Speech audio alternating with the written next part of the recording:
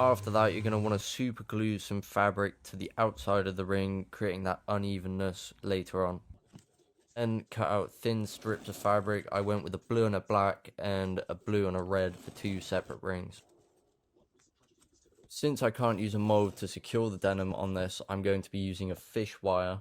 I'm going to be wrapping this along and then across, making sure to go in between the grooves. This ensures that there won't be any air pockets for when we soak it in epoxy.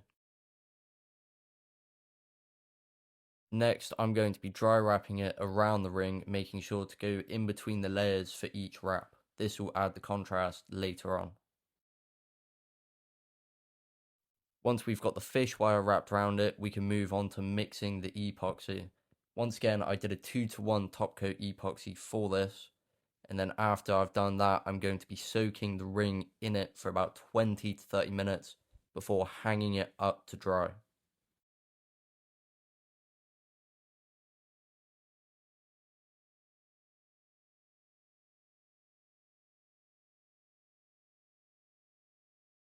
Once we've left it to dry for about 24 hours, we can move on to the shaping. The ring has a tendency to overheat, which we don't want, so I'm keeping my thumb along it just to ensure that it doesn't get too hot, separating the plies. Once we're done with that, we can move on to the finished result. These rings turned out absolutely sick. I'm a big fan of the red and the blue as it gives off kind of a Spider-Man web theme. If you want one of these rings but you can't be bothered to make it, just hit me up on Instagram at Boardwalk Joinery. You can go as creative as you like for the colour scheme. I do plan on making a proper website some point in the near future, but for now this axe will be up on my Etsy account, link in description.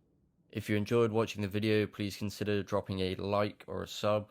I don't really know what my next project's going to be, so consider dropping a comment with your ideas. Anyway, thanks for watching, and I'll see you in the next one. Peace.